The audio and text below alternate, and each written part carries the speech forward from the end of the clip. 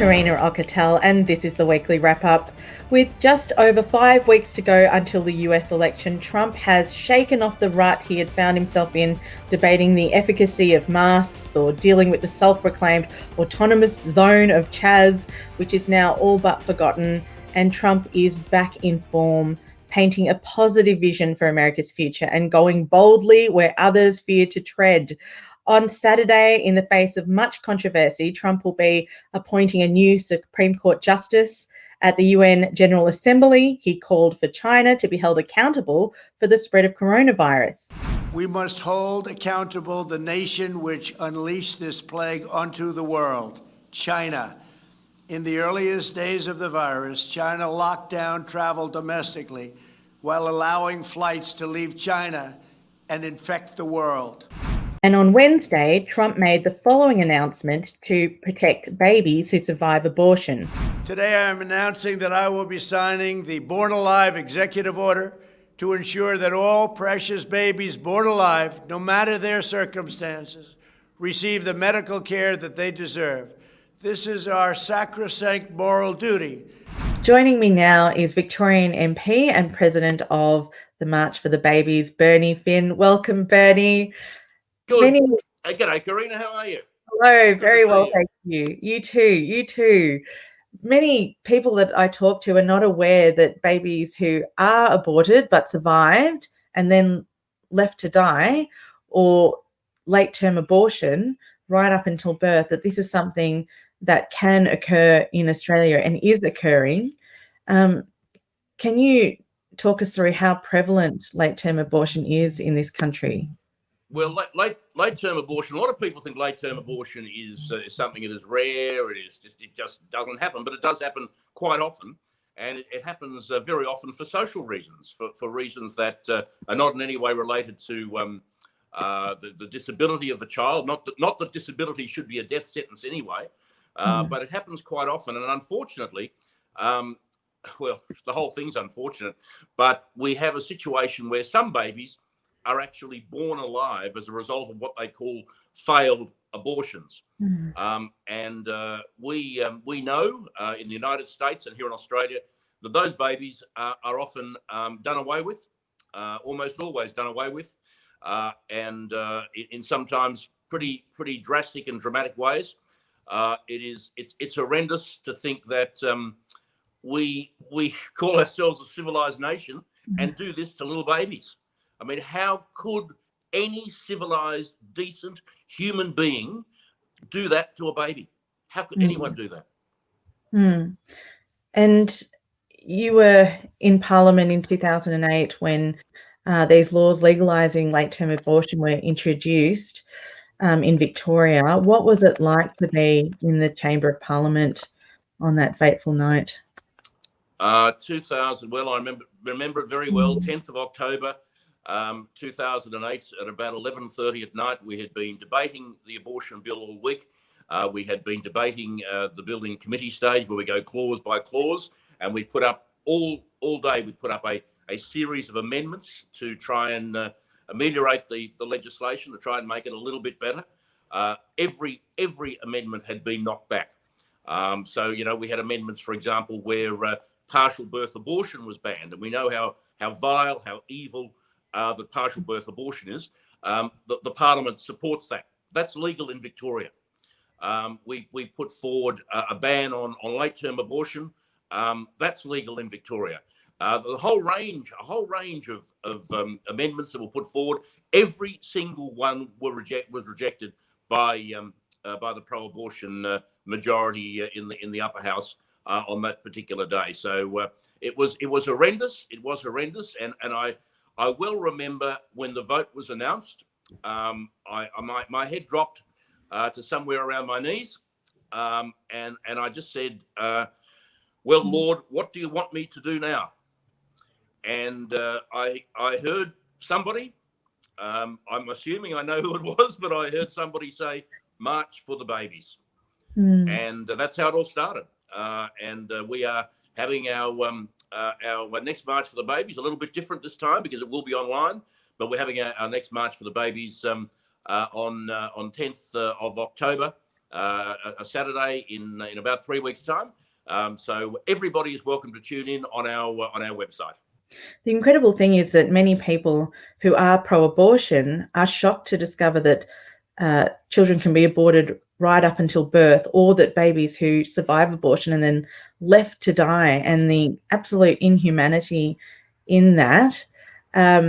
It seems that with the legislation that's gone through, firstly in Victoria and then in other states around the country, that a lot of people weren't aware that this is the case, even those who are pro-abortion, and raising awareness through what you do, Bernie, leading the March for the Babies, is absolutely incredible and important work to continue doing, and more strength to your arm.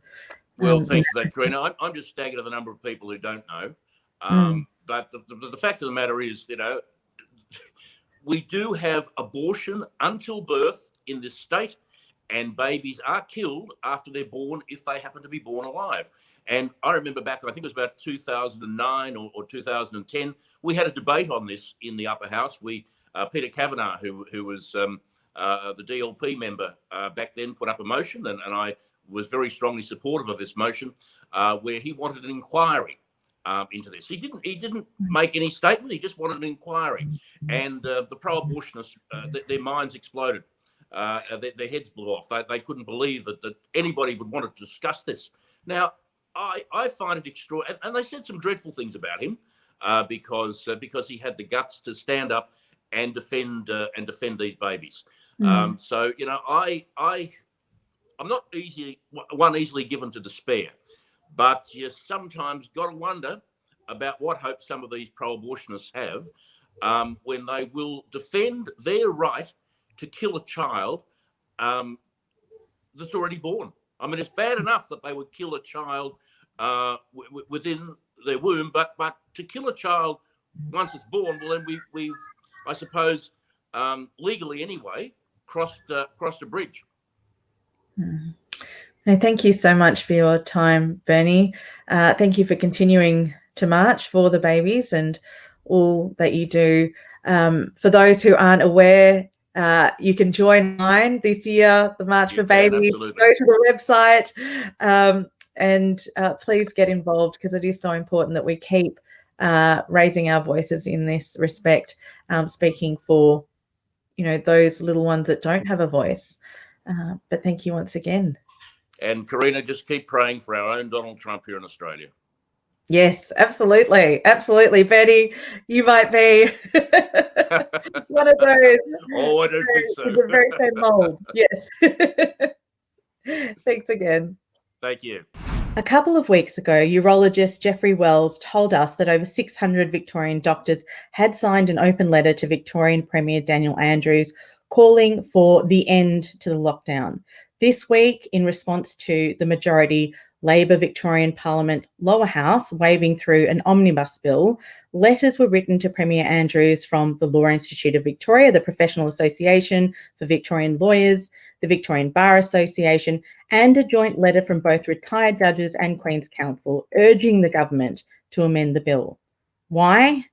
If you thought the Andrews government could not get more authoritarian, more abusive of basic human rights, think again.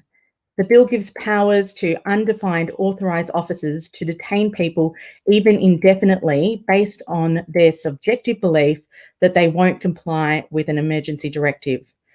Joining me now is lawyer and national president of the Australian Family Association, Terry Kelleher. Terry, can you talk us through the concerns this bill raises in terms of arbitrary and excessive powers? Yes, look, the first thing I would like to say as a preliminary, the bill does deal with amendment of other legislation to allow procedural rules, for example, in courts, the youth justice system, etc., to be modified to minimise the risk of transmission. But the concerns were two, I think. One was regarding the appointment of authorised officers and who could be appointed, and two, what powers that they will have. So the first point, if we look at who can be appointed, under the Act, under the Public Health and Wellbeing Act at present, authorised officers can be appointed by the Department of Health and Human Services. However, they have to be employees or persons employed under the Public Administration Act, which means basically public servants.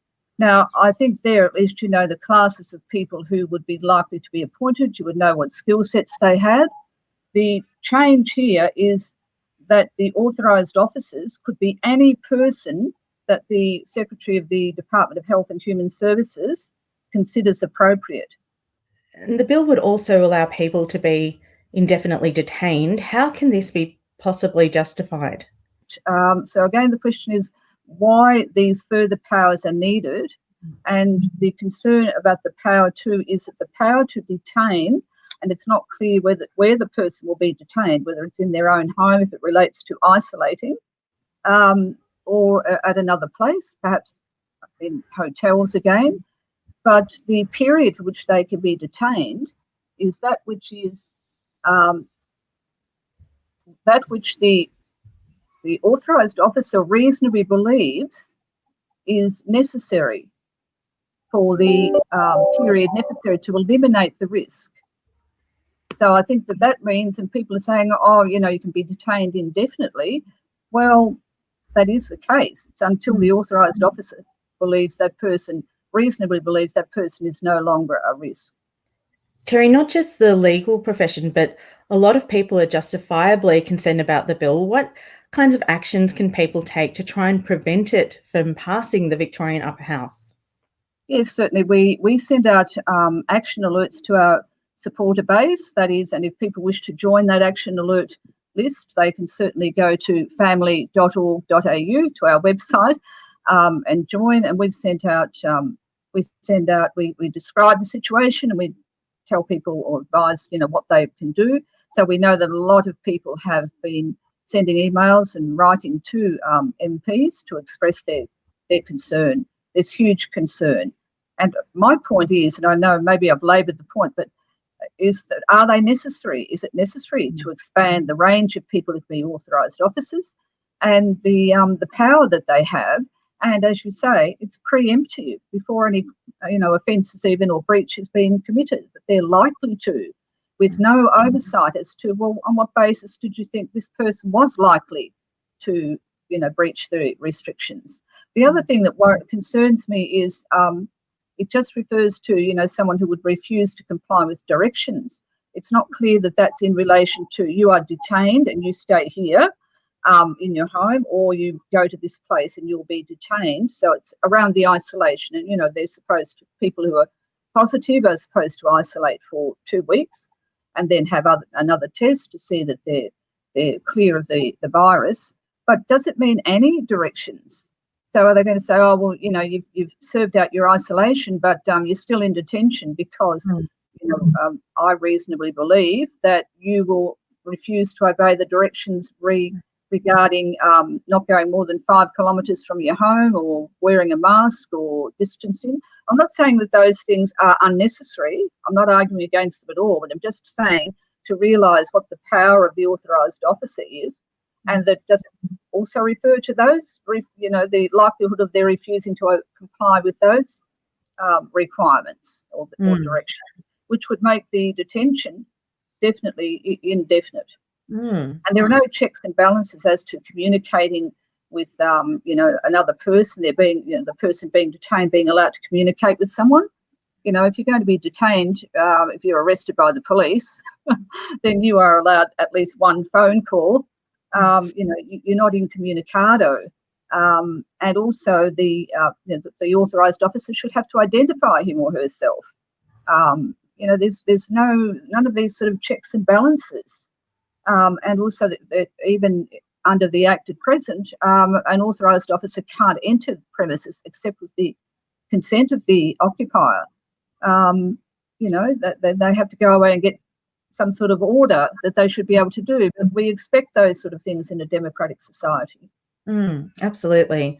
And I think what is concerning, even frightening people at present, is the fact that these people who will be appointed as authorised officers, as you've said, Terry, there's no clear guidance about who they might be. then they have powers to detain people possibly indefinitely, without any checks and balances, without any oversight. And not only that, but they can do so on a suspicion that someone might not comply with a directive of the government. It's, I think, completely unheard of.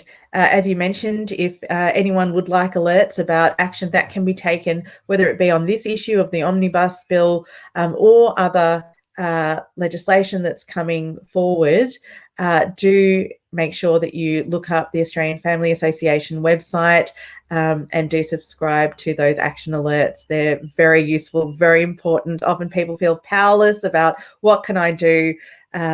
All of this is happening. The world is changing around me. I don't know. This is something tangible that you can do, and it absolutely makes a difference to contact your MPs and to be empowered through information like that supplied by the Australian Family Association about the points that you can raise to grab the attention of those MPs when they're voting on important legislation like this. Thank you once again, Terry. Thank you for having me. Lyle Shelton is a former councillor, Senate candidate, and was Managing Director of the Australian Christian Lobby. He is an author and fellow Good Source contributor. If you haven't already, make sure you tune in to the Lyle Shelton Show on Wednesdays on the Good Source. In January, Lyle wrote a blog post in relation to a drag queen story time held at a Brisbane City Council public library entitled Why Queenie and Diamond Goodrim Are Dangerous Role Models for Children. Based on this blog, Queenie and Diamond Goodrim made a complaint to the Queensland Human Rights Commission under anti-discrimination legislation. As Lyle noted in his blog, Queenie is publicly crowdfunding to have her breast surgically removed, and Diamond Goodrim is a 2019 winner of an X Award from the adult entertainment industry. On this basis, Lyle suggested they weren't good role models for children. Then on the weekend, the Courier Mail ran a full magazine spread stating that Lyle had said degrading and dehumanising things about Queenie and Diamond Goodrim. Welcome, Lyle Shelton. What on earth was the Courier Mail talking about? Thanks for having me on your show. Look, I don't know what the Courier Mail was talking about and what Queenie, who also goes by the name of Johnny Valkyrie, was saying, because Johnny didn't say in the Courier Mail article, or didn't specify what the degrading and dehumanising things were that I was alleged to have said. So I still don't know. I've been through the Queensland Human Rights Commission in a so-called conciliation process, which is more about trying to get me to apologise and back down. And I still don't know what it is I've done or said that's unreasonable or vilifying. And what stage is that case at the moment? The conciliation, it didn't resolve the matter. So now you're facing an ongoing legal battle. Yeah, it's dragging on. And my lawyers tell me, we may not have any resolution till well into the new year.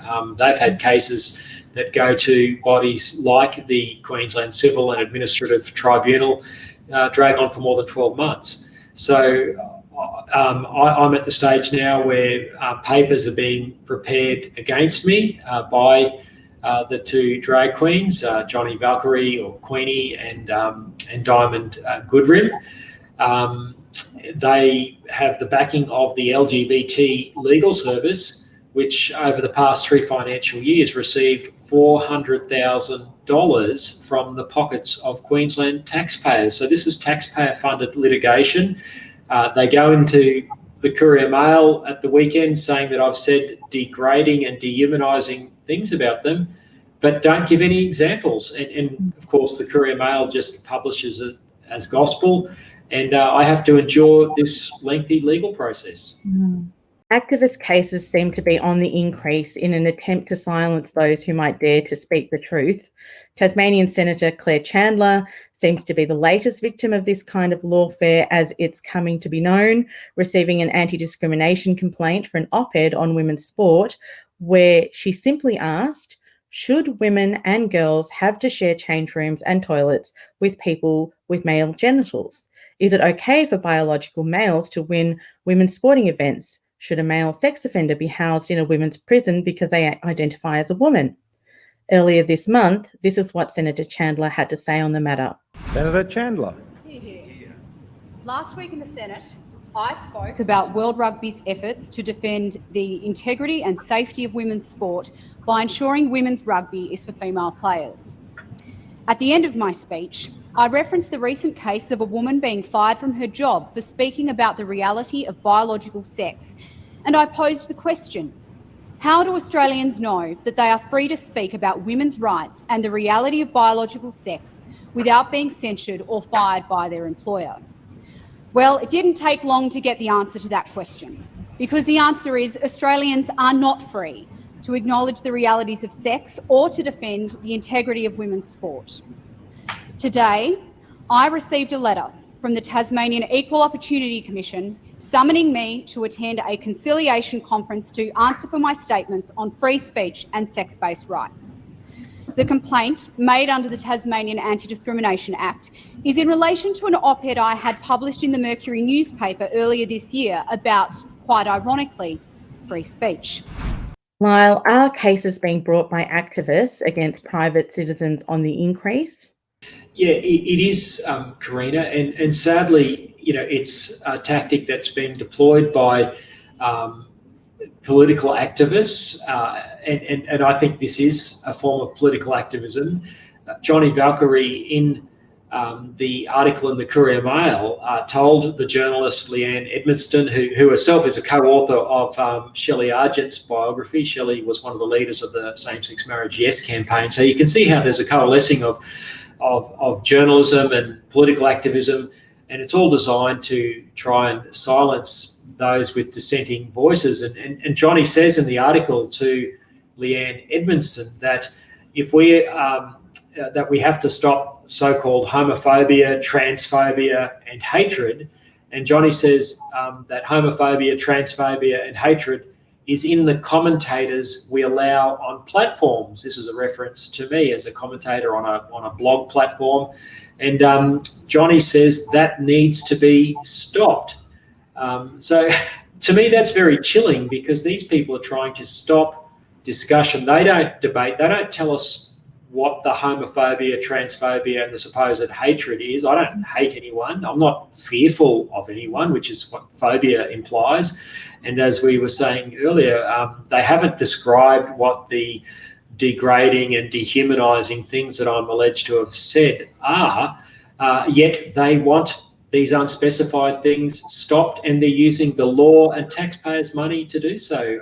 This is not the Australia I grew up in. I think the LGBTIQA plus political movement, the one that prosecuted and won the same-sex marriage debate and plebiscite back in 2017, which you and I were a part of, they can't really claim victory in that 2017 plebiscite unless they can shut up dissenting voices like myself and Senator Claire Chandler and millions of other Australians who will always believe that marriage is a man-woman thing, that gender diversity matters, and that gender matters for children, that their gender isn't fluid. So whatever people dissent against same-sex marriage and gender fluidity and indoctrinating children, they haven't really won. So what we're seeing now is them trying to make good their victory and using the law, which has been weaponized as a result of the change that was made in 2017. You and I,